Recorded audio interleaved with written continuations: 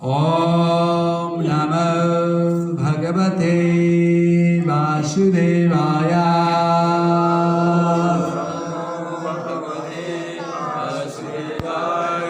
ॐ नमो भगवते वासुदेवाय।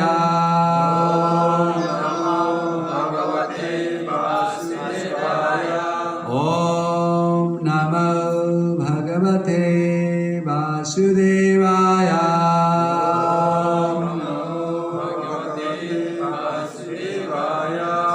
यस पछाडि मेरो साथ साथ भन्नुहोस् है। नारायणं नमस्कृत्य नरं चैव नरोत्तमं देवीं सरस्वतीं व्यासं ततो जयमुदीरयेत्। नष्टप्रायेषु भद्रेषु नित्यं भागवत सेवया भागवतिरुत्तमा श्लोके भक्तिर्भवति नैष्टिकी। श्रीमद्भागवतं पुराणम् अमलं यद्वैष्णवानां प्रियं तस्मात् परमहंसैकममलं ज्ञानं परं गीयते।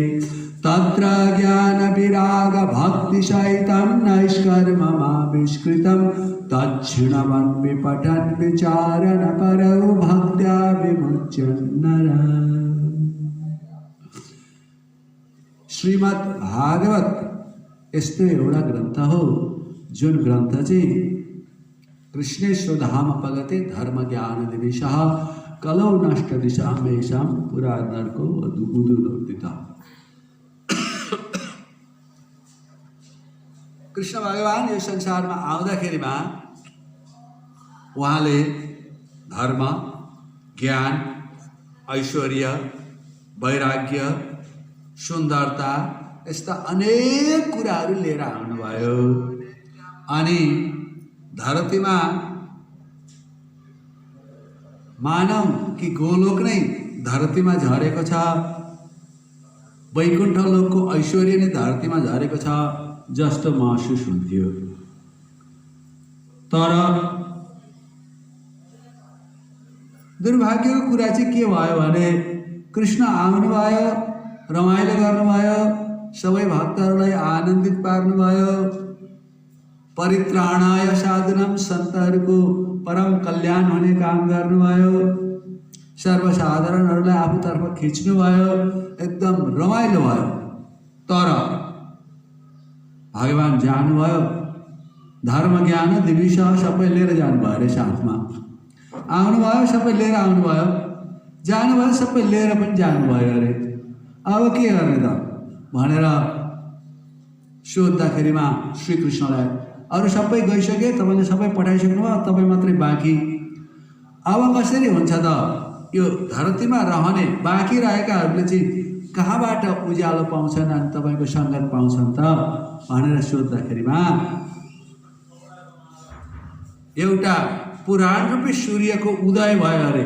जस्तो अन्धकारको बिचमा एउटा सूर्य उदय भएपछि हामीलाई बिहान उज्यालो हुन्छ अनि एकदम दिन सुन्दर हुन्छ नि, होइन? अहिले जाडोको समय चाहिँ सूर्य उदय भएपछि के हुन्छ, सबैजना खुसी हुन्छन्, आनन्द हुन्छ सबैलाई मनमा, भित्रबाट एकदम ओ कति न्यानो छ आज भने जस्तो हुन्छ नि। त्यस्तै प्रकारले एउटा पुराण रूपी सूर्य उदय भयो भगवान श्रीकृष्णको आफ्नो धाममा गमन समयमा। र त्यो पुराण रूपी सूर्यले भगवानले जे लिएर आउनु भएको थियो र जसरी यो धरतीमा आफ्नो लीला सञ्चालन गरेर फर्किनु भयो, ती सबै लीलाहरूको आस्वादन चाहिँ यही ग्रन्थले हामीलाई गराइदिन्छ। त्यो पुराण रूपी सूर्यले हामीलाई उज्यालो प्रदान गर्दछ। जुन उज्यालोको छत्रछायामा जो बस्छन् उनीहरू सब श्रीकृष्णको उपस्थितिको महसुस गर्नेछन् र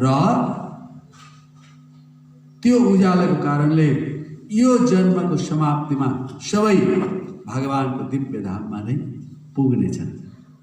श्रीमद् भागवत प्रथम स्कन्द तृतीय अध्यायमा सुत गोस्वामी वर्णन गर्नुहुन्छ।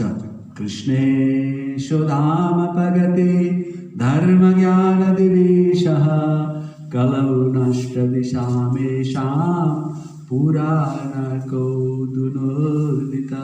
यो यस्तो पुराण हो। अनि कस्तो पुराण? यद वैष्णवानां प्रियम, श्रीमद् भागवतम पुराणम अमलम यद वैष्णवानां प्रियम। वैष्णवहरूको अत्यन्त प्रिय ग्रन्थ हो यो। यो भन्दा अरू प्रिय ग्रन्थ हुन सक्दैन वैष्णवहरूको। वैष्णव भनेको भगवान विष्णुलाई वरण गर्ने, भगवान विष्णुलाई पूजा गर्ने, म विष्णुमा शरणागत छु भनेर जनाउने व्यक्तिहरूको लागि, वैष्णवहरूको लागि श्रीमद् भागवत भन्दा प्रिय पुराण अरू कुनै हुन सक्दैन। र यो अमल पुराण हो। अमल पुराण, अमल पुराण भनेको मल भनेको शरीरबाट बाहिर निस्किने विकार, र अमल भनेको जसमा कुनै मल छैन, जसमा कुनै प्रकारको विकृति छैन, नराम्रा कुराहरू छैनन्, त्यस्तो खालको पुराण। यसले के दिन्छ?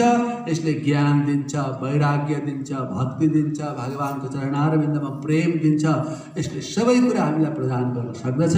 त्यसो हुनाले नित्यम भागवत सेवया, नित्य हामीहरूले भागवतको, श्रीमद् भागवतको सेवा गर्नुपर्छ। कसरी गर्ने श्रीमद् भागवतको सेवा? यो कर्णरूपी ओडारबाट भित्र छिराउने अनि हृदयमा धारण गर्नुपर्दछ। त आज हामीहरू श्रीमद् भागवत महापुराण स्कन्द 10 अध्याय 25 जहाँ भक्ति योगको महिमाको बारेमा वर्णन गरिएको छ। कसले वर्णन गर्नुभएको? महामुनि कपिल देवले। कसलाई वर्णन गर्नुभएको? माता देवहूतिलाई। कस्तो राम्रो! तपाईहरु सबै म भन्दा जान्दै हुनुहुन्छ।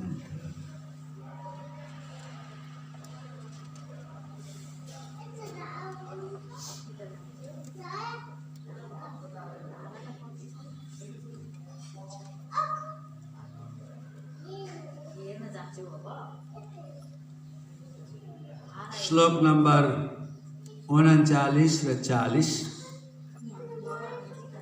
हजुरहरूले क्रमशः सुन्दै आउनु भएको छ। मलाई त स्मरण पनि छैन, तर पनि हजुरहरूको अगाडि म केही मैले जानेका कुराहरू प्रस्तुत गर्न प्रयास गर्नेछु। इमं लोकं तथैवामम्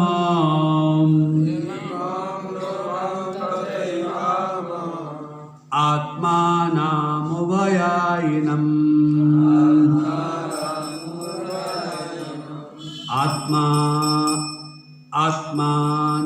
आत्मानामनुयेचेह एराय पशवो गृहा विसृज्य सर्वान् अन्यश्च मामेव विश्वतो मुखम् भजन्त्यनन्यया भक्त्या तान् मृत्युरतिपारये।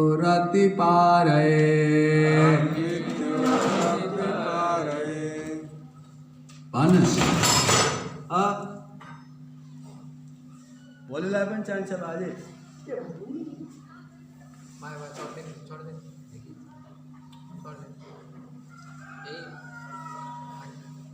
अझै एकचोटि भन।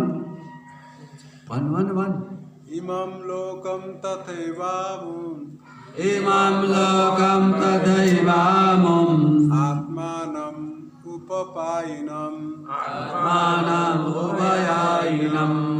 आत्मानमनुयेचेह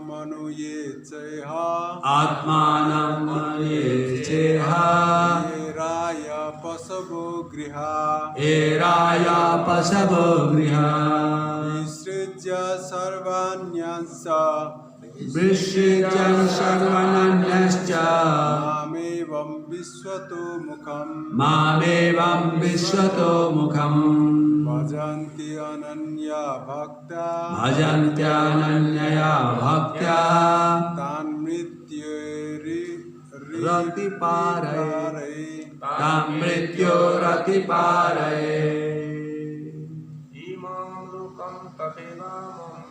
इमं लोकं तथैवामुम् आत्मानम् उभयायिनम् आत्मानमनुयज्येह धेराय पशुपो गृहा विसृज्य सर्वान् अन्यांश्च मामेवं विश्वतो मुखम् भजन्त्य अनन्यया भक्त्या तान् मृत्योरतिपारये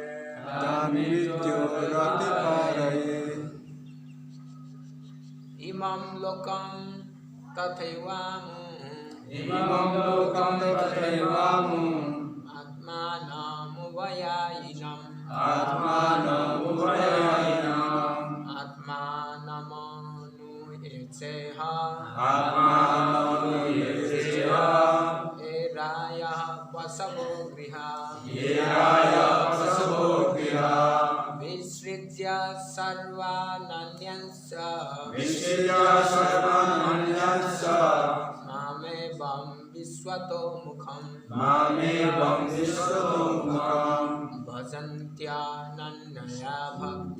भजन्त्यानन्यया भक्त्या तान् मृत्योरतिपारये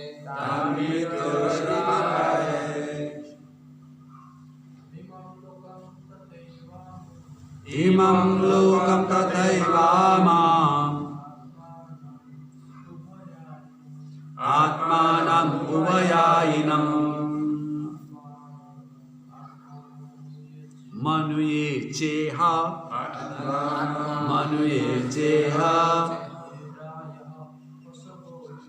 धेराय पशवो गृहा विसृज्य सर्वान् अन्यश्च मामेवं विश्वतो मुखम् भजन्त्यानन्यया भक्त्या तां मृत्योरतिपारये इमं इस श्लोकमा लोकम संसार तथा इस प्रकारले एवं अवश्य नहीं अमुम यो संसार आत्मानम शरीर भित्र बस्ने सूक्ष्म शरीर उभय दुवैमा ऐनम घुम्दछ आत्मानम शरीर अनु साथमा ए भनेको के रहेछ त्यो च पनि इह यस संसारमा ए त्यो राय सम्पत्ति पशव पशु गृह घर विसृज्य त्याग्दछन् सर्वान् सबै अन्यान अरु च र माम मलाई एवं इस प्रकार विश्वतो मुखम ब्रह्मांड व्यापी भगवानलाई भजन्ति भजन गर्दछन् या पूजन गर्दछन् अन्यया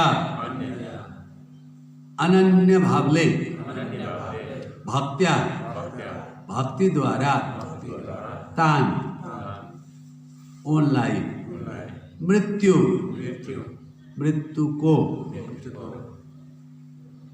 अतिपारये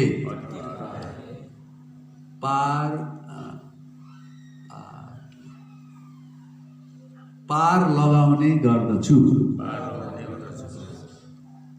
हिंदी भाषा में इसका अनुवाद तथा तात्पर्य सुनिए।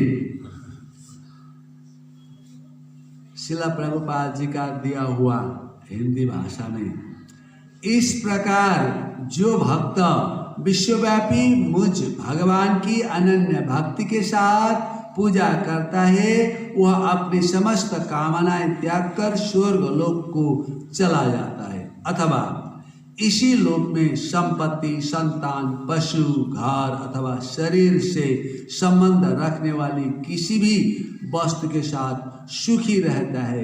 मैं उसे जन्म तथा मृत्यु के सागर से पार ले जाता हूं। बुझ्नु भयो? फेरि पढेर सुनौं? अहिले राम्रो सुन्नु ल। अहिले प्रश्न सोध्छु। इस प्रकार जो भक्त विश्वव्यापी मुझ भगवान की अनन्य भक्ति के साथ पूजा करता है, वह अपनी समस्त कामनाएं त्याग कर स्वर्ग लोक को चला जाता है, अथवा इसी लोक में संपत्ति, संतान, पशु, घर अथवा शरीर में संबंध रखने वाली किसी भी वस्तु के साथ सुखी रहता है। मैं उसे जन्म तथा मृत्यु के सागर से पार ले जाता हूँ। भगवान ने कहा, हे माता, जो भक्त ऐसा दिव्य ऐश्वर्य प्राप्त कर किसी काल में भी उनसे यह ऐश्वर्य छीना नहीं जा सकता।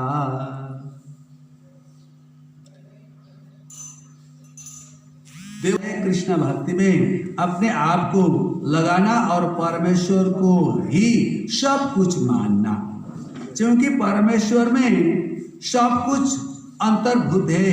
अतः यदि कोई अनन्य श्रद्धा से भगवान की पूजा करता है तो उसे सारे ऐश्वर्य स्वतः प्राप्त हो जाते हैं और अन्य सारे कर्तव्य भी पूरे हो जाते हैं।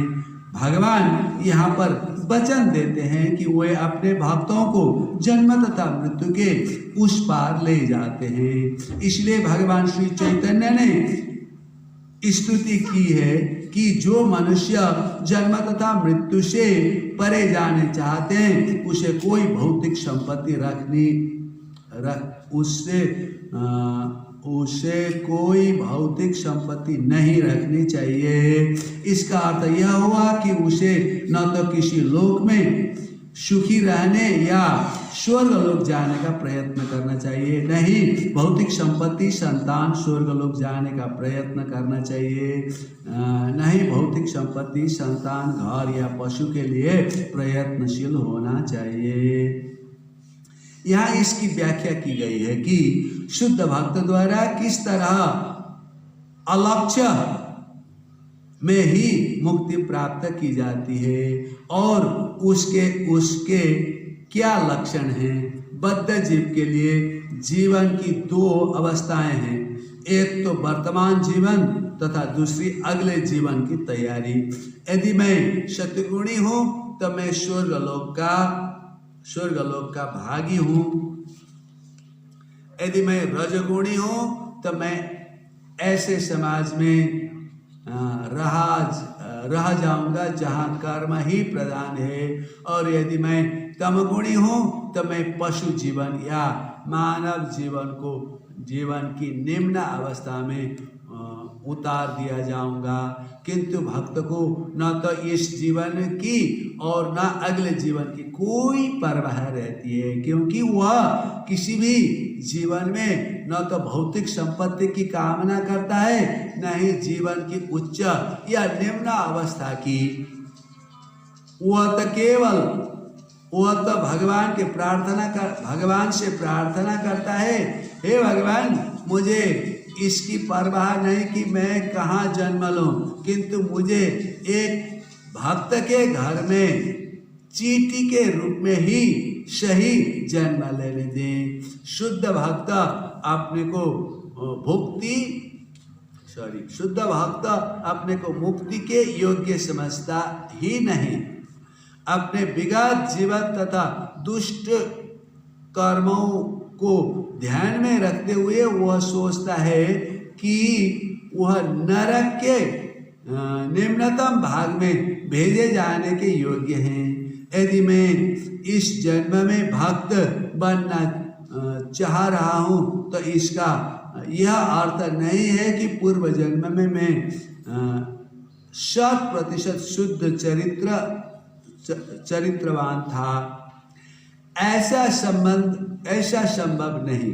भगवान के प्रति पूर्ण समर्पण से ही कष्ट कम हो सकते हैं।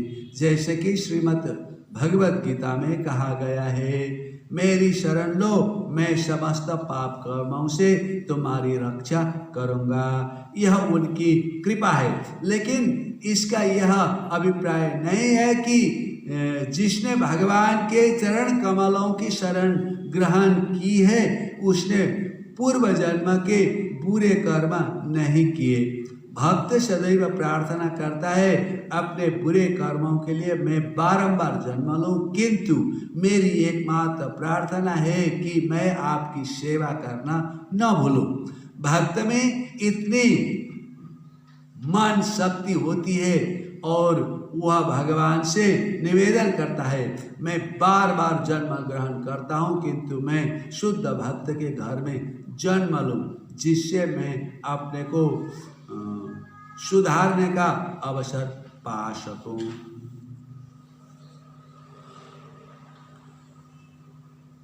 भक्तिवेदांत स्वामी श्रील प्रभुपाद के तात्पर्य तो समाप्त नहीं हुए, लेकिन हम वहां पर रुकते हैं। ओम अज्ञानतिमिरन्धस्य ज्ञानाञ्जनशलाकया चक्षुरुन्मीलितं येन तस्मै श्रीगुरवे नमः। श्रीचैतन्यमनोभीष्टं स्थापितं येन भूतले स्वयं रूप कदा मह्यं ददाति स्वपदान्तिकं।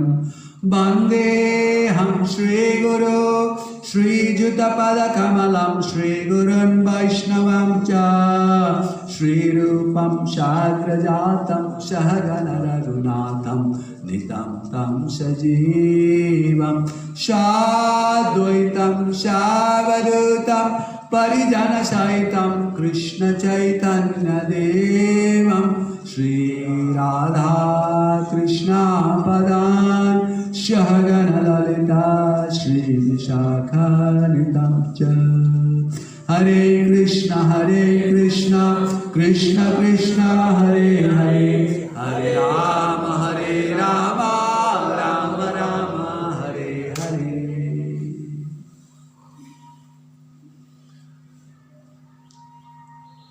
आज धेरै दिनपछि धरान मन्दिरमा फेरि मलाई आफूले केही बुझेका कुराहरू तपाईँहरूलाई प्रस्तुत गर्ने सौभाग्य भक्तहरूले प्रदान गर्नुभयो। म यसको लागि आभार व्यक्त गर्दछु।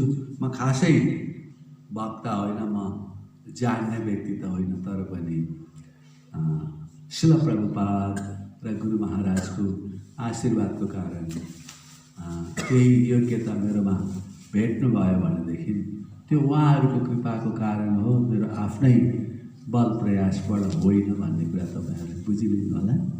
र यो सौभाग्य मेरो लागि ठुलो कुरा हो। हजुरहरू महान हुनुहुन्छ, मैले के वर्णन गरेर सुनाऊँ। यहाँ कपिल देवले माता देवभूतिलाई बताउनुहुन्छ कि जसले भगवानको भक्ति गर्छ उसलाई सबै कुरा प्राप्त हुन्छ। अक्सर म यस्तो उदाहरणद्वारा सम्झाउने गर्छु। भक्तजनहरू धेरै मन्दिरमा आउने गर्नुहुन्छ र भक्तजनहरू मन्दिरमा आउँदाखेरिमा के गर्नुहुन्छ, मन्दिरमा आउनुहुन्छ अनि त्यहाँ एउटा दान पेटिका छ, प्रणामी पात्र राखेको छ अनि प्रणामी पात्रमा प्रणामी हाल्नुहुन्छ। भगवान्लाई प्रणाम गर्दाखेरिमा प्रणामी हाल्ने, प्रणाम गर्दा प्रणाम दक्षिणा चढाउने भगवान्लाई। अनि यसो पर्स झिक्यो अनि त्यो पर्समा हेर्दाखेरिमा सबभन्दा सानो नोट जुन छ पहिले 1 रुपियाँको हुने गर्थ्यो अनि त्यही झिकेर टक्क दान पात्रमा हाल्ने चलन थियो। तर हामीहरूलाई हस्पिटल जाँदाखेरिमा त्यस्तो गर्न मिल्छ र? हस्पिटलमा जाँदाखेरिमा डाक्टरलाई सबभन्दा ठुलो नोट ननिकालिकन कुनै उपचार हुनेवाला छैन। हामी प्राय हाम्रो नेपालमा सबभन्दा ठुलो नोट भनेको 1000 को हो, प्राय 4-5 हजार खल्तीमा राखेर अस्पतालतिर जाने गर्छौँ। मन्दिरमा चाहिँ यसो खुद्रा मुद्रा केही लिएर मन्दिरतिर जाने गर्छौँ। या ठुलै नोट छ भने पनि त्यसको बिचमा सबभन्दा सानो कहाँनिर छ त्यो झिकेर हाल्ने गर्छौँ। मन्द सुमन्द मतयो मन्द भाग्य उपद्रित। हामी कलिजुगका जीवहरू हौँ।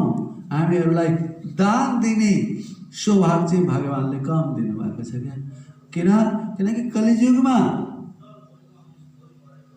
धनमा नै प्राण लुकेको हुन्छ क्या। धन गयो भनेदेखि त मेरो प्राण नै गयो कि क्या हो जस्तो लाग्छ हामीलाई। त्यसो हुनाले दिन नचाहेको हामी हस्पिटलमा चाहिँ दिन चाहेको हो र? नचाही पनि हामीलाई यो शरीरको माया छ नि त। त्यसो हुनाले हामी हस्पिटलमा चाहिँ दिन्छौँ। जे भए पनि मेरो विषयको वस्तु आज त्यो होइन। मेरो विषय वस्तु चाहिँ के छ भनेदेखि तपाईँको खल्तीमा 1000 को नोट छ भनेदेखि त्यो नोटभित्र 500 पनि छ, त्यो नोटभित्र 200 पनि छ, 100 पनि छ, त्यो नोटभित्र 20 पनि छ, 50 पनि छ, 5 पनि छ, 2 पनि छ, 1 पनि छ। सबै नोटहरू त्यो 1000 को नोटभित्र जसरी छन् त्यस्तै प्रकारले भगवान श्रीकृष्णको भक्ति गरियो भनेदेखि भगवानको भक्ति गर्ने व्यक्तिका निमित्त उसलाई झिना मसिना कुराको पछाडि लागिराख्नु पर्दैन। भगवान श्रीकृष्णले के भन्नुभएको छ भनेदेखि अनन्यश्चिन्तयन्तो मां ये जना पर्युपासते तेषां नित्यवियुक्तानां योगक्षेमवहाम्यहम्। सुन्नुभयो त्यो श्लोक तपाईँहरूले? त्यसको अर्थ ओ हाम्रो पछाडि हाम्रो आदियज्ञ प्रभु बस्नुभएको भन्नु त प्रभु। त्यसको अर्थ भन्दैन त अनन्यश्चिन्तयन्तो मां ये जना पर्युपासते तेषां नित्य अभियुक्तानां योगक्षेमवहाम्यहम्। अर्थ भन्दैन त जसले मैले जसले अनन्य भावले मेरो भक्ति गर्दछ, जसले अनन्य भावले अर्थात् उसको जति पनि भाव छ सबै भाव लगाएर मेरो भक्ति गर्दछ त्यस्तो भक्त, त्यस्तो शरणागत भक्तका निमित्त उसलाई कुनै कुराको अभाव छ भनेदेखि म त्यसको पूर्ता पनि गरिदिन्छु र उसलाई सुरक्षाको आवश्यकता छ भनेदेखि त्यसको रक्षा पनि मै गर्छु भनेर श्रीकृष्णले वचन दिनुभएको छ। खुसी लाग्यो तपाईँहरूलाई? राम्रो कुरा हो नि होइन? जुन कुराको अभाव छ त्यो पनि भगवानले दिनुहुन्छ अरे। अनि जे छ तपाईँहरूसँग त्यसको पनि रक्षा चाहिँ कृष्णले नै गरिदिनुहुन्छ अरे।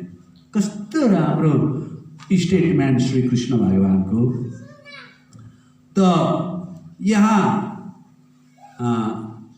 कर्मको फल अनुसार चाहिँ कस्तो हुन्छ अरे भनेदेखि ऊर्ध्व गच्छन्ति सत्त्वस्थ मध्ये तिष्ठन्ति राजसा जघन्य गुणवृत्तिस्तु अधो गच्छन्ति तामसा। यो कर्मले यस्तो गर्दछ। के गर्दछ? ऊर्ध्व गच्छन्ति सत्त्वस्थ। सत्यगुणमा अवस्थित भएका व्यक्तिहरू चाहिँ कहाँ जान पाउँछन्? माथि जान पाउँछन्। ऊर्ध्व गच्छन्ति माथि जान पाउँछन्। माथि भनेको कहाँ हो? स्वर्ग आदि लोकहरूमा। हामीभन्दा माथि धेरैवटा स्वर्ग छन्। तपाईँहरूलाई कतिवटा स्वर्गको नाम आउँछ? हामी बसेको लोकको नाम भूलोक। भूलोक भन्दा माथि भुवरलोक। भुवरलोक भन्दा माथि स्वर्गलोक। त्यो भन्दा माथि महरलोक। महरलोक भन्दा माथि जनलोक। जनलोक भन्दा पनि माथि तपलोक। तपलोक भन्दा पनि माथि सत्यलोक ब्रह्मलोक। त यी सबै स्वर्ग नै स्वर्ग हुन्। आम मान्छेहरू के सोच्छन् भनेदेखि मेरो पिताजी स्वर्गवास भइबक्स्यो, हजुरबुबा स्वर्गवास भइबक्स्यो, हजुरआमा स्वर्गवास भइबक्स्यो, पाण्डवहरू स्वर्ग आरोहण गर्नुभयो, स्वर्ग चढ्नुभयो। त्यो के हो भन्दाखेरिमा योभन्दा माथि स्वर्ग पनि छ, योभन्दा माथि भगवानको धाम पनि छ, योभन्दा माथि सबै छ। ऊर्ध्व गच्छन्ति सत्त्वस्थ, कृष्ण भगवान भन्नुहुन्छ सत्य गुणमा अवस्थित भएकाहरू ऊर्ध्व गच्छन्ति, माथि जान्छन्। मध्य तिष्ठन्ति राजसा, यो बिचको लोकमा चाहिँ रजगुणीहरू बस्नु पाउँछ। अनि जघन्य गुण एकदम अपराधीहरू, अरूलाई हत्या गर्ने, दुःख दिने, पीडा दिने, अपराधिक क्रियाकलाप गर्ने, आफू मर्ने, अरूलाई मार्ने इत्यादि कामहरू गर्नेहरू चाहिँ जघन्य कर्म गर्नेहरू हुन् नि होइन। अनि अधोगच्छन्ति तमसा, जघन्य गुणवृत्तिषु अधोगच्छन्ति तमसा। 13 अध्यायमा श्रीकृष्णले त्यसो भन्नुभएको छ। त यो त प्रकृतिको नियम हो। भगवानका भक्तहरूलाई यो नियम लागू हुन्छ कि हुँदैन त? हुन्छ कि हुँदैन? हाम्रो हरिबेन प्रभुलाई थाहा छैन त्यो कुरा। भगवानका भक्तहरूलाई यस्तो नियम लागू हुन्छ कि हुँदैन त? ऊर्ध्व गच्छन्ति सत्त्वस्थ, मध्य तिष्ठन्ति राजसा, जघन्य गुणवृत्तिषु अधोगच्छन्ति तमसा भन्ने नियम नलाग्नु पर्ने हो। उहाँले त्यसो भन्नुभयो। भगवानका भक्तहरू सत्य, रज र तम गुणमा हुँदैनन्, उनीहरू विशुद्ध सत्य गुणमा अवस्थित हुन्छन्। ब्रह्मभूत प्रसन्नात्मा न शौचति न काङ्क्षति, सम सर्वेषु भूतेषु मद्भक्ति लभते परम। उनीहरू ब्रह्ममय अवस्थामा पुगिसकेका हुन्छन्। के को कारणले? भक्ति र साधनाको कारणले। त्यसो हुनाले उनीहरूलाई यी कर्मका प्रभावहरूले खासै असर पार्दैन। अब श्रील प्रभुपाद के भन्नुहुन्छ त यस सन्दर्भमा भन्दाखेरिमा? श्रील प्रभुपाद भन्नुहुन्छ कि श्री चैतन्य महाप्रभुको शिक्षा अनुसार हामी भक्तहरूलाई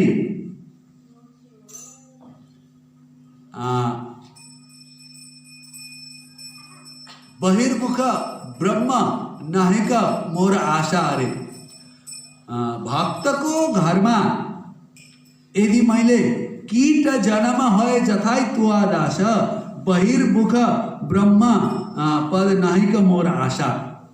अर्थात् बरुमा एउटा कमिला भएर एउटा सानो किराको रूपमा भक्तको गृहमा, भक्तको घरमा रहन चाहन्छु, ताकि भक्तले मलाई उसको चरणको धुलीद्वारा स्नान गराइदिँदै रहन्छ।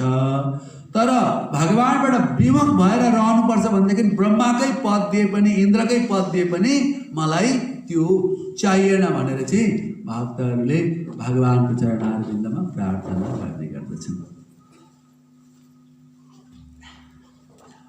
त ती व्यक्तिहरू जसले म पुण्य गर्छु र स्वर्ग आदि लोकहरूको सुख भोग्छु भन्ने विचार गर्दछन्, उनीहरूलाई भगवानले मूर्ख मानिसहरू भन्ने सम्झिनुहुन्छ। तर जसले भक्ति गर्दछ उसलाई स्वर्ग मिल्छ कि मिल्दैन त? भगवान त मिल्छ भनेर भन्नुहुन्छ गीताको 6औं अध्यायमा। भगवान भन्नुहुन्छ गीताको 6औं अध्यायमा, जहाँ योगीहरूको बारेमा वर्णन गर्नुहुन्छ श्रीकृष्णले, उहाँ भन्नुहुन्छ कि ती योगीहरू जो योग मार्गमा अर्थात् भक्ति मार्गमा अगाडि बढेका छन्, बाटैमा पथभ्रष्ट भयो भनेदेखि के गति हुन्छ र तिनीहरूको भन्दाखेरिमा उनीहरूलाई स्वर्ग आदि लोकहरूमा हजारौं वर्षसम्म स्वर्गीय सुख भोग्न मिल्छ। त्यस पछाडि यसै धरतीमा पनि अत्यन्त सम्पन्न परिवारमा, सुन्दर कुलमा, धनवान कुलमा, कुनै कुराको अभाव नहुने ठाउँमा जन्म लिन मिल्छ र त्यहाँ पनि भगवानको स्मृति भइरहन्छ। त्यस्तो सौभाग्य भगवानले हामीलाई प्रदान गर्नुहुन्छ।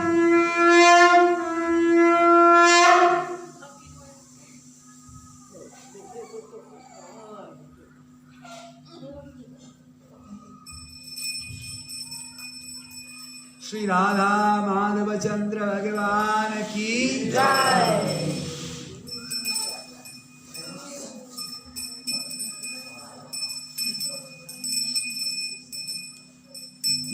त भक्तले आफूलाई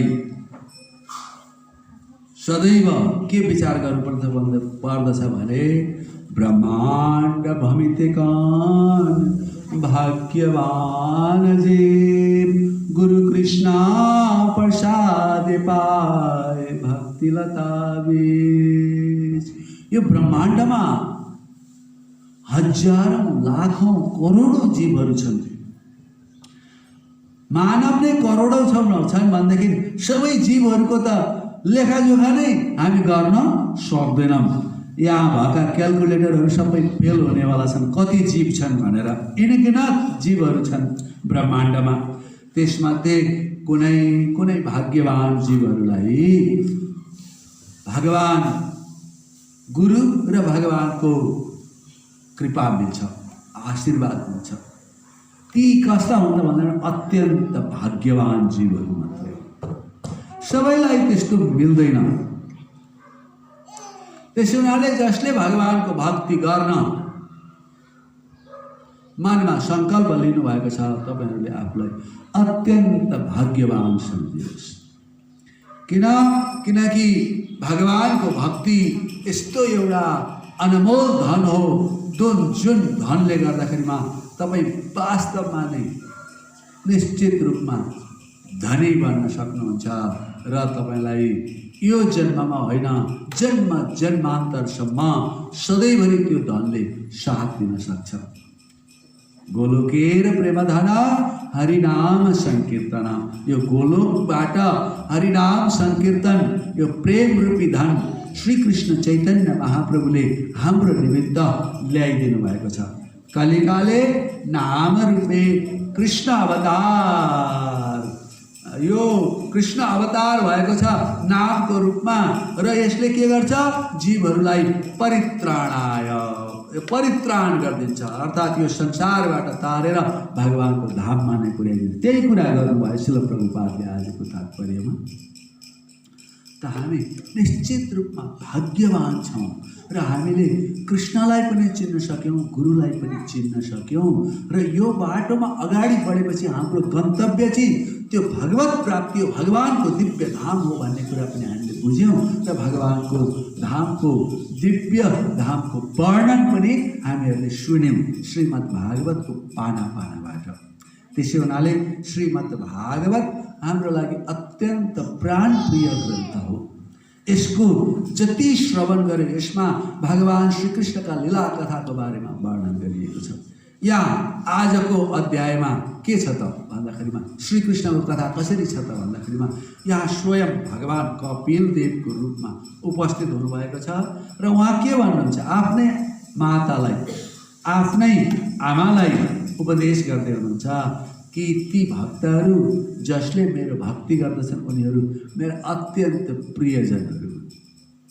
भगवानका निमित्त भक्तभन्दा प्रिय अरू केही हुन सक्दैन। तर भक्तको भक्ति चाहिँ कस्तो हुनुपर्छ त भन्दाखेरिमा यस्तो हुनुपर्छ कि भगवान तपाईँ सँगसँगै सधैँभरि बस्नुहोस्। महारानी कुन्तीले आफ्नो प्रार्थनामा के भन्नुभयो भनेदेखि जन्मैश्वर्य श्रुता श्रीभिर एदमानमदः पुमान् नैव हन्त विदातुं वै त्वम् अकिञ्चन गोचरम्। महारानी कुन्तीको प्रार्थनामा उहाँ भन्नुहुन्छ, हे प्रभु भगवान, मलाई त हस्तिनापुरको महारानी बनाइदिनु भएको छ हजुरले। म त हस्तिनापुरको महारानी भएँ अनि यो विश्व सम्राज्ञी, विश्वभरिको सम्राट की श्रीमती हूँ म। महाराज युधिष्ठिर लगायत पंच पाण्डव की धर्मपत्नी महारानी द्रौपदी, उहाँको माता महारानी कुन्ती। त महारानी कुन्तीले भन्नुभयो कि जन्म, ऐश्वर्य, सुत, छोराछोरी, सुन्दर परिवारमा जन्म, धनधान्यले भरिपूर्ण, सुन्दर पुत्र, परिवार, राज्य, धन सम्पत्ति सबै कुरा तपाईले हामीलाई दिनुभएको छ।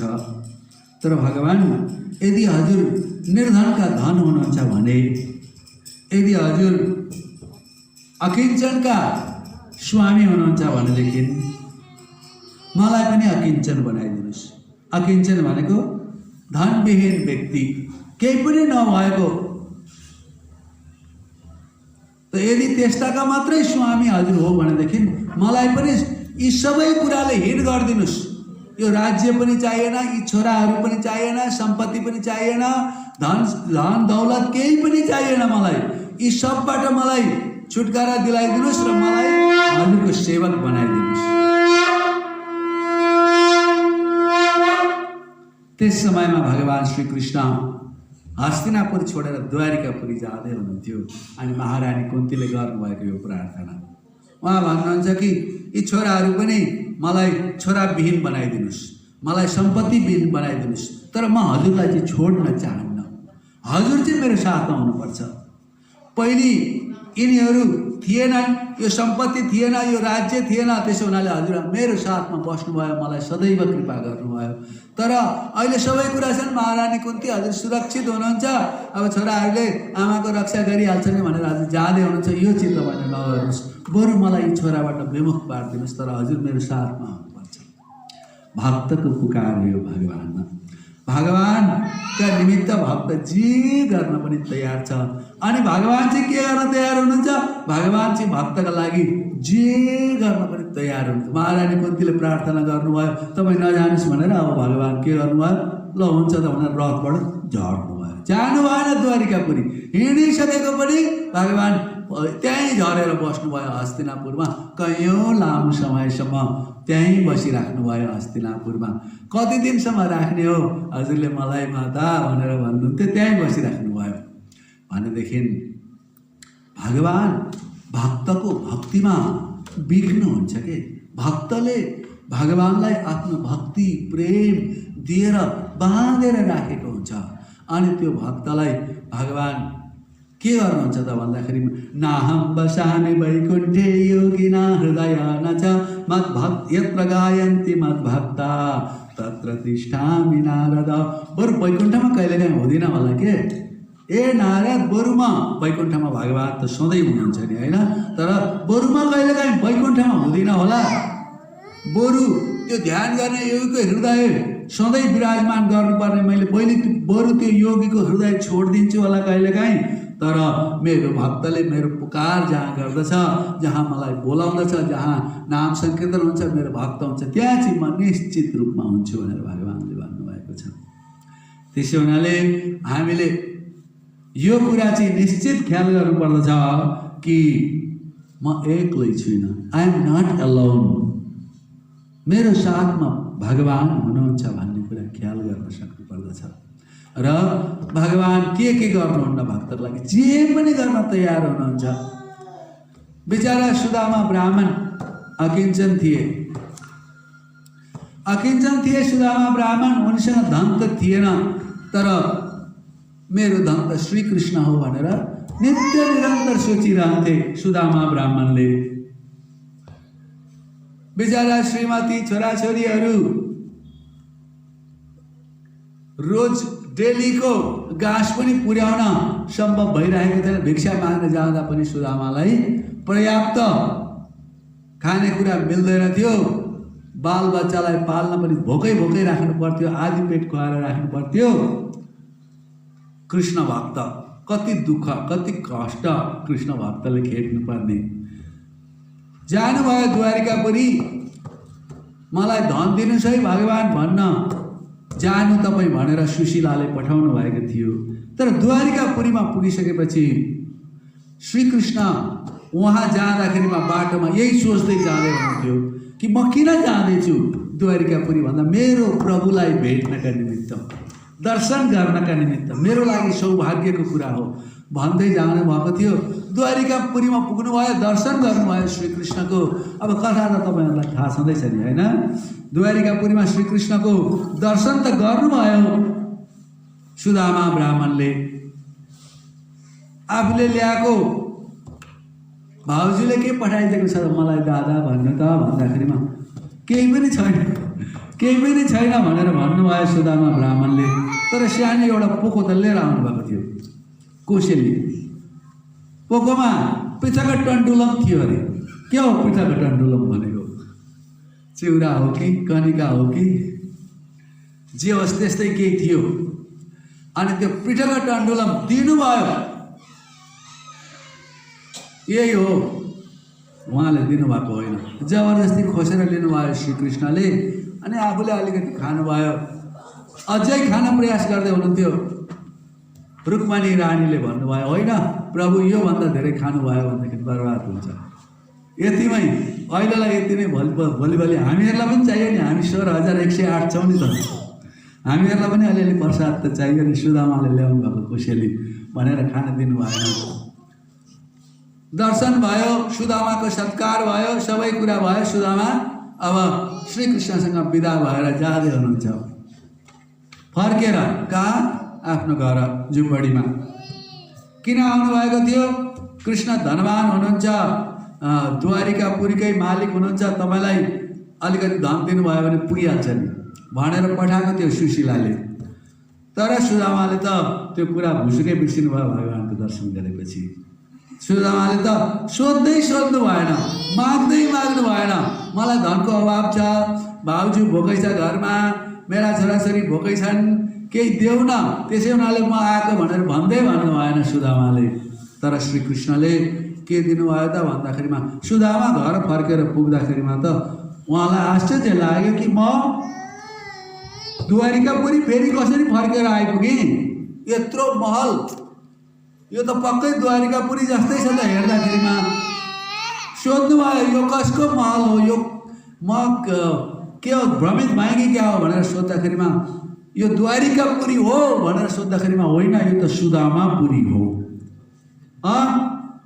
को सुदामा भन्दाखेरिमा श्रीकृष्णको ठुलो एउटा भक्त सुदामा, उसलाई कृष्ण भगवानले दिएको पुरी यो सुदामापुरी। बाफरे, हेर्दाखेरिमा द्वारिकापुरी जत्तिकै थियो। श्रीकृष्णले माग्नै परेन, त्यत्तिकै दिनुभयो सुदामापुरी सुदामालाई।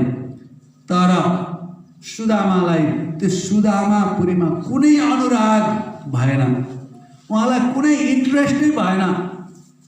सोच्नुभयो कि यो सुदामापुरी श्रीकृष्णले मलाई दिएको त रहेछ, तर भित्रबाट सुशीला आउनुहुन्छ सुदामालाई स्वागत गर्न। सुदामा त बिचरा उही पुरानो फाटेको धोती अनि फाटेको गन्जी लगाएर आइरहेको थिए। यहाँ जेबी भएको बिचमा भुँडीनेर जेबी हुन्छ नि प्राचीन कालमा लगाउने गन्जीहरूमा, त्यो भुँडीमा जेबी भएको, त्यहाँ पनि पल परेको, त्यस्तो गन्जी लगाएको, पल परेको धोती लगाएको सुदामा हुनुहुन्थ्यो।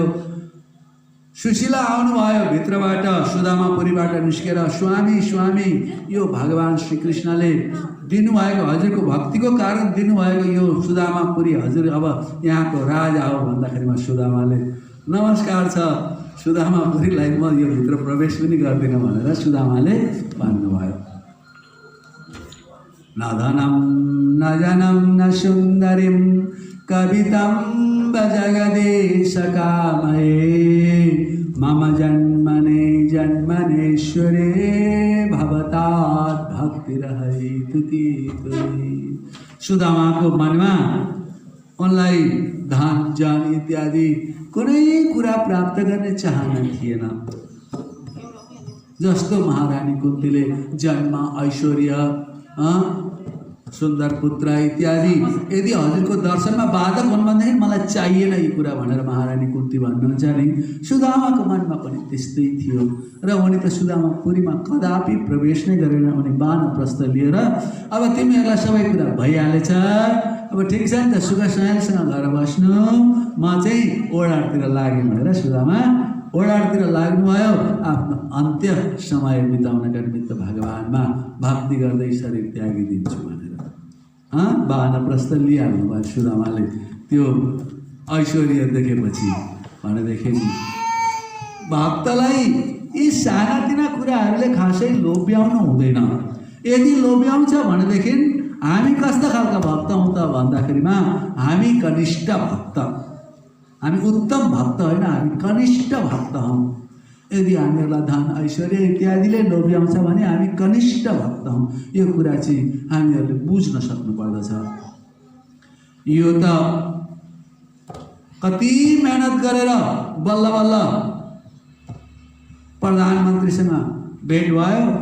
भेट हुँदाखेरिमा नागरिकले भन्छ के चाहियो, किन यस्तो दुःख गरेर भेट गर्न आएको मलाई भन्दा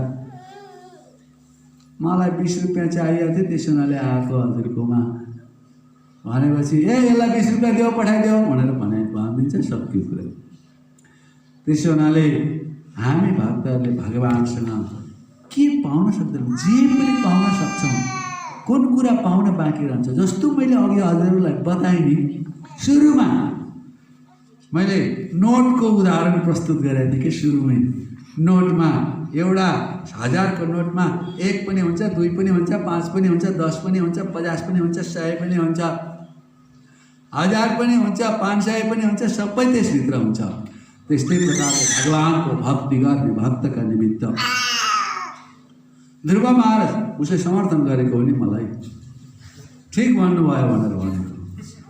भित्र त भगवानको भक्त भने जीवेर स्वरूप भयो, नित्य कृष्ण दास हो नि त, समर्थन गर्दैछ उसले मलाई। त भगवानको भक्ति गर्ने भक्तलाई ध्रुव महाराजले भगवानको भक्ति गर्नुभयो। के को खोजमा जानुभएको थियो? पिताजीको भन्दा पनि ठुलो राज्यको खोजमा जानुभएको थियो। भगवानको दर्शन भयो, दिव्य दर्शन भएपछि उहाँ गदगद हुनुभयो, एकदम आनन्दित हुनुभयो, शरीर पुलकित भयो। यस्तो आनन्द भयो, यस्तो दिव्य आनन्द भाव विभोर हुनुभयो ध्रुव महाराज। ध्रुव तिमी के माग्न आएको, के चाहियो तिमीलाई भनेर भगवान सोध्नुहुन्छ। ध्रुव भन्नुहुन्छ प्रभु मलाई केही चाहिएन, हजुरको दर्शन पाएँ, योभन्दा ठुलो चिज अरू केही रहन्छ संसारमा, मैले बुझिसकेँ। अब म त एउटा फुटेको सिसाको टुक्रा खोज्दै आएको थिएँ, मैले हिरा नै प्राप्त गरिहालेँ। अब हिरा प्राप्त गरेपछि त्यो फुटेको सिसाको टुक्रामा के गरौँ, म किन मागौँ हजुरलाई भनेर ध्रुवले भन्नुभयो। त्यसरी कहाँ हुन्छ? भोलि ध्रुव त यत्रो तपस्या, यस्तो कठोर तपस्या गरेर, यस्तो तपस्या गर्नुभयो ध्रुव महाराजले कि यो विश्वभरिका मान्छेहरू, स्वर्गादि लोकहरूका देवताहरू सास, सबैको सास रोकियो। त्यस्तो तपस्या ध्रुव महाराजले गर्नुभयो। सबैलाई गला अवरुद्ध भयो, मर्न लाग्यो। सुइसाइड गर्ने मान्छेले घाँटीमा झुन्ड्याएर जब गर्छ नि, त्यस्तै अवस्था भयो संसारभरि, सबै ठाउँमा सब जीवहरूलाई त्यस्तो अवस्था भयो। त्यस्तो तपस्या गर्नुभयो, त्यस्तो घोर तपस्या ध्रुवले गर्नुभयो। अनि त्यो तपस्या पश्चात के चाहियो, वर के चाहियो तिमीलाई भन्दा मलाई केही चाहिएन भनेर भन्नुहुन्छ ध्रुव। भगवान के भन्नुहुन्छ? होइन नि, तिमी मनमा इच्छा बोकेर आएको, त्यो ढाँट्दैछ मलाई भनेर भगवान भन्नुहुन्छ नि, होइन? म त एउटा फुटेको सिसाको टुक्रा खोज्न आएको, अब हिरै पाए त त्यस फुटेको सिसाको टुक्रा के माग्नु हजुरसँग भनेर लाज मर्नु भयो मलाई भनेर ध्रुवले भन्नुभएको। भोलि फेरि विष्णुको भक्ति त गर्नु हुँदैन, विष्णु त केही पनि दिनुहुन्न, त्यत्रो ध्रुवले गर्दाखेरि त केही दिनु भएन भनेर भन्छन्। त्यस्तो पनि हुन्छ? हुँदैन। म तिमीलाई मेरो वैकुण्ठ लोक बराबरको एउटा लोक दिन्छु, जुन लोकको नाम ध्रुवलोक हुनेछ। अहिले पनि मङ्गल आरतीको बेलामा त्यहाँ बाहिर हाम्रो ढोकाबाट बाहिर निस्केर यसो ईशान कोणतिर हेऱ्यो भनेदेखि ध्रुवलोक हामीले देख्न सक्छौँ नि, होइन? यहाँदेखि लिएर माथि ब्रह्मलोकसम्म प्रलय भएर नष्ट भएर जान्छ। ध्रुवलोक त जस्ताको तस्तै अटल भगवानको वैकुण्ठ बराबर छ। त्यस्तो लोक पनि दिन सक्नुहुन्छ भगवान्ले चाहनुभयो भने। तपाईँमा योग्यता छ भनेदेखि भगवान्ले दिनुहुन्छ। तर तपाईँ के माग्ने हो भगवान्सँग? 1 रुपियाँ माग्ने कि 2 माग्ने कि 5 माग्ने कि 10 माग्ने कि 100 माग्ने कि 1000 माग्ने कि? अब 1000 मागी हाल्नुभयो भने सबै कुरा पाइहाल्छ नि, होइन? हामी नेपालका वासी, नेपालमा नेपालको ईश्वर पशुपतिनाथ भोले बाबा, यहाँ पेण्डेश्वर महादेव हुनुहुन्छ नि, होइन? त नेपालमा धेरै धेरै शिव भक्तहरू हुनुहुन्छ। भगवान शिवको अर्को नाम साँच्ची कति बजीसम्म मैले बोल्न पाउँछु? 11 बजीसम्म। भगवान शिवको यो राज्यमा, भगवान शिवको देशमा आशुतोष भगवान शिव, आशुतोष भनेको चाँडै खुसी हुने, त चाँडै खुसी हुने भगवान शिव भक्तहरू, भगवान शिवका भक्त एकदम खुसी हुन्छन् भगवान शिवलाई देखेर। अनि हाम्रो भगवान कस्तो आशुतोष हुनुहुन्छ। कृष्ण भगवान, विष्णु भगवान केही दिनुहुन्न उहाँहरू। हाम्रो शिवजी त जे पनि दिनुहुन्छ, जे माग्यो त्यही दिनुहुन्छ। यो पशुपतिनाथको देश यहाँ पाइन्छ। तर वर कस्तो पाइन्छ त भन्दाखेरिमा तपस्या गर्छ शिव भक्तले, भगवान शिवको भक्ति गरिरहेछ, तपस्या गर्छ। अनि भगवान शिवले के चाहियो भक्त भन न त भनेर भगवान शिव प्रकट हुँदाखेरिमा उसले के भन्छ त भन्दाखेरिमा बिचारा उसलाई के चाहिएछ? उसलाई चाहिएछ श्रीमती, बिहा भएको छैन। अनि त्यस पछाडि उसलाई बुढो भइसक्यो, बिहा भएको छैन।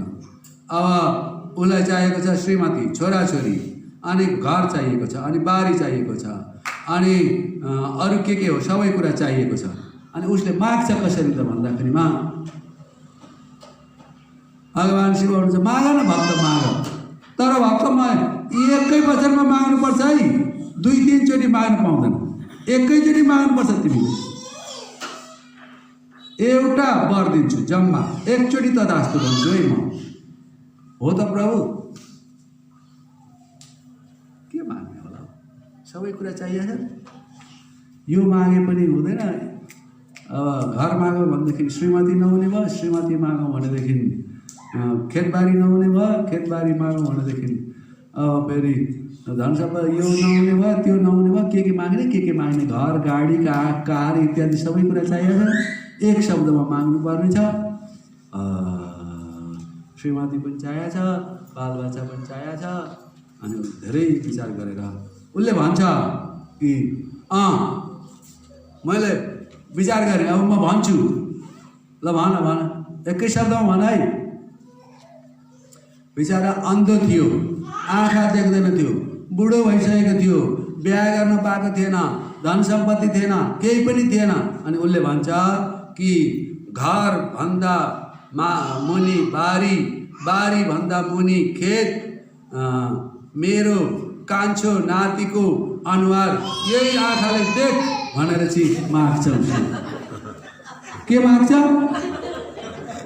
घर भन्दा मुनि बारी, बारी भन्दा मुनि खेत, मेरो कान्छो नातिको अनुहार यही आँखाले देख भनेर माग्छ क्या उसले। के मागे त उसले? ल भन्नु त मलाई। अब नाति पनि कान्छो हुनु पर्यो नि त, त्यसको माने जेठो पनि हुनु पर्यो, माइलो पनि हुनु पर्यो, अनि मात्रै कान्छो हुन्छ नि त। अनि श्रीमती पनि हुनु पर्यो, नभए नाति हुन्छ र? त्यसरी माग्न चाहन्छौँ हामीहरू। त्यसै हुनाले भगवान श्रीकृष्ण के भन्नुहुन्छ भने भगवान शिव त एकदम आशुतोष हुनुहुन्छ, उहाँ तथास्तु भनिदिनुहुन्छ। त्यो पाइसकेपछि त फेरि हाम्रो खुसीको सीमा नै रहँदैन। शिव शिव हामी सबै बिर्सिदिन्छौँ। अब किन चाहियो शिव? मैले पाइसकेँ सबै कुरा। अब शिवको मन्दिरमा एउटा फुल लिएर पनि ऊ जाँदैन। त्यस्तो चाहिँ छ हाम्रो अवस्था। त्यसै हुनाले भगवान् श्रीकृष्णले गीतामा भन्नुभएको छ, देवताको उपासना गर्नेहरू देवताको भक्ति गरेका होइनन्, स्वार्थी हुन् उनीहरू। आफ्नो स्वार्थ पुरा गर्न देवता कहाँ गएका हुन्। आफ्नो लागि मलाई यो चाहियो, त्यो चाहियो, ऊ चाहियो, भगवान् के तिमीहरूको नोकर हो, जे चाहियो त्यही पुरा गरिदिनु। नोकरले पो योले उसले भन्दाखेरि पो मान्छ, भगवान्ले पनि त्यसै गरी मान्नुपर्ने। त्यसै हुनाले भगवान् विष्णुका भक्तहरू बुद्धिमान हुन्छन् वैष्णवहरू, र उनीहरू श्रीमद् भागवतलाई हृदयङ्गम गर्छन्। अनि यो कपिलदेवले दिनुभएको यो भक्तियोगको जुन शिक्षा छ नि, यो भक्तियोगको शिक्षालाई हृदयमा धारण गर्छन्। अनि उनीहरू यस्ता झिना मसिना कुराको पछाडि घरभन्दा मुनि बारी, बारीभन्दा मुनि खेत, अनि कान्छो नातिको अनुहार, यही आँखाले देख इत्यादि यी सब कुराहरूमा केही मतलबै गर्दैनन् उनीहरू। सुदामा पुरी पाए पनि मतलब गर्दैनन् उनीहरू। त्यस्तो हुनुपर्छ यो महाप्रभुको सम्प्रदाय। अनि अनन्यश्चिन्तयन्तो मां ये जना परिभाषते तेषां नित्याभियुक्तानां योगक्षेम वहाम्यहं छँदैछ नि। भगवान्ले के भक्तलाई भोकै राख्नुहुन्छ र? अवश्य भोकै राख्नुहुन्न। भगवान्ले भक्तलाई तिमी मेरो भक्ति मात्रै गरेर हेर, तिमीलाई म कहिल्यै भोकै राख्दिनँ भनेर भगवान्ले भन्नुहुन्छ। हाम्रो मनमा विश्वास छैन, अनि कसरी हुन्छ त? भोकै बस्नुपर्छ नि विश्वास नभएपछि।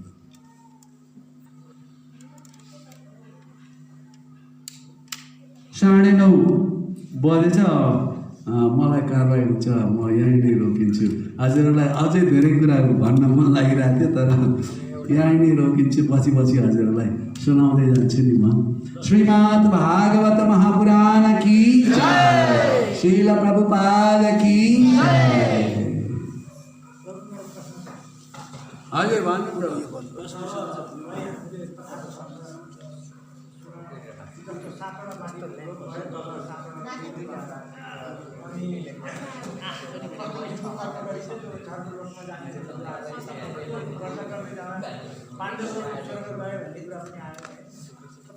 भगवान कृष्णको साक्षात चाहिँ दर्शन गरेर साक्षात दर्शन गरेर उनीहरूको चाहिँ समर्पण गरेर आफूलाई चाहिँ समर्पण गरेर कृष्णले गीतामै गरी त्यस्ताहरू चाहिँ वैकुण्ठ भगवान